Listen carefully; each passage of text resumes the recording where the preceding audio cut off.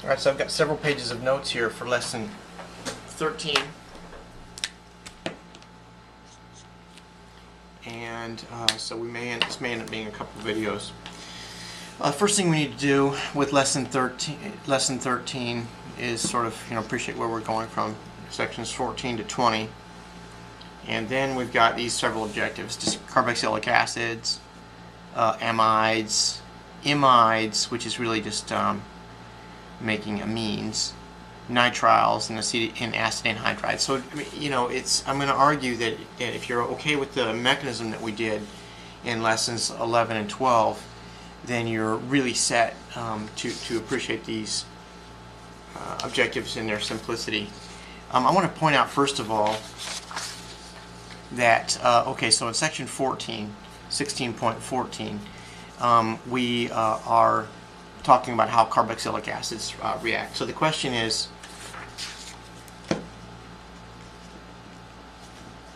we're given this reaction here, and we go, gosh, that looks familiar. Wow, that looks familiar. I'm never going to remember all this because it's starting to snowball. Well, you ought to go back and say where you saw that something like that before. You saw that in section 16.10, right, which is probably just the previous lesson on page 742, and we saw that an ester could be hydrolyzed to an alcohol and a carboxylic acid. I didn't draw the alcohol here, I just want to point this out, okay? And we did the mechanism for that. I'm not going to do the mechanism for it right now again. But do notice, please, that this is a reversible reaction, right? So you're sort of expecting to get the opposite of that at some point. And so if you take an acid and an alcohol, it's just the opposite of what we did here before. Okay? An acid and the alcohol, and you're basically making let me leave that blank. You tell me what we're making here with this. You predict the product of that as prep for class. I think the other thing I want to point out is the other question I want to ask is, how can we push this one way or the other? The answer lies in Le Chatelier's principle, which I want you to think about also. Okay, so that's objective number one. Objective number two is the reactions of amides, and I think that that section 16.15 is remarkably short. I think the main conclusion of this is just about that we really don't have reactions of amides, and this is something that maybe you could predict why. If you look at this, right, there's an amide, and you want to talk about a nucleophile coming in, right? Well, we've got this mechanism here where we're going to expect to see that and then that.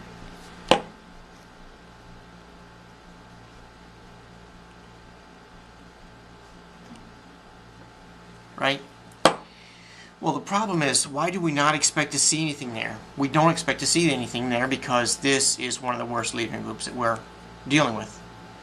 Okay, that's pretty much the point of section 16.15, is that sure, if we had a better nucleophile than amide, then yeah, we might expect to see something. But the point is, this is pretty much on the extreme of the reactivities of these nucleophiles. Consider looking at page 767. The very top line of page 767, top of page 767, if this does not make sense. Okay, a real short little diagram there, or not diagram, but sort of figure that will explain what I'm talking about here. Okay, then section 16.16 actually does have a reaction of amides, and that is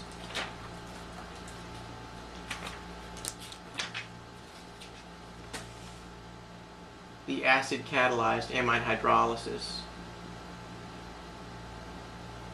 Okay? And so this mechanism for this reaction looks a lot the same as what we've seen before with the previous lesson, so I'm not going to draw that mechanism out for you, but this is the one reaction that we do have with amides, and it's still not a good one because of what we described up here. Or I should say, it's still not super useful. So I think you'll find that you see a little delta underneath these reactions to sort of underscore the need for heat to push this reaction along. Maybe good for you to look at this section carefully and say, why is this a valuable reaction? That is, in light of what we learned in 1615, how can this be a valuable reaction? That would be a good question to ask yourself as you're preparing for this. Alright, that's page 1 of our notes. I think what I'm going to do, yeah, let's do another page here, and then we can shut this off, and we'll call this video Lesson 13 Part A. Okay, so the next section, 16-17. I don't even want to go into that. I'm going to go to 16-18. I'm going to skip 17 for this lecture, for this preview video. The hydrolysis of an imide, and this is probably where I would spend most of my time normally in a lecture. I would spend my time here in section 16-18 because we start to see some things that are different.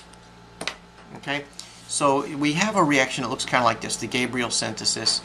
Now I've written this out in a slightly different form than you have in your book. For example, in your book on page, where is this? Page 763.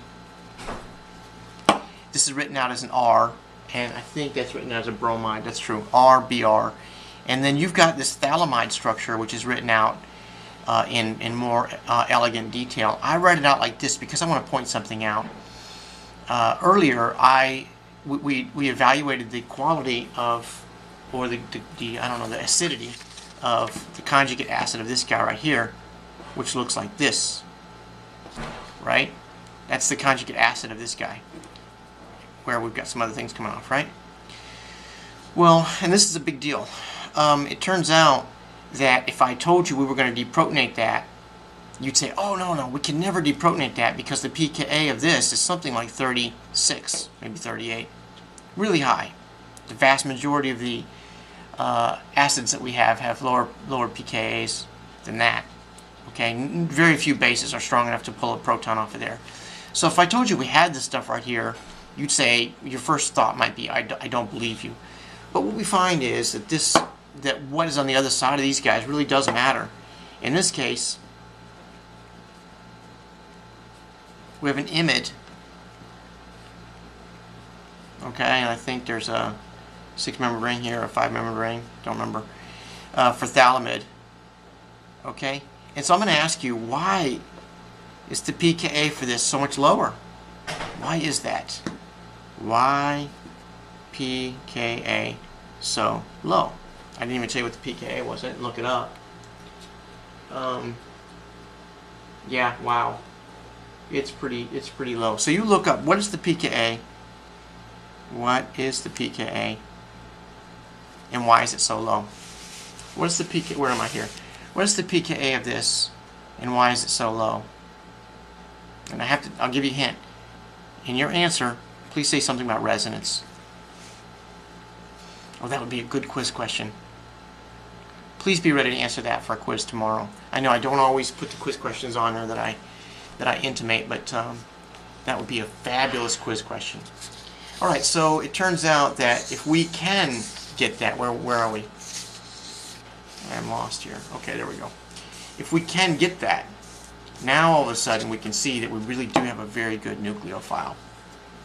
Okay, so if this is an unhindered carbon, then we can get bump and bump very nicely. Okay.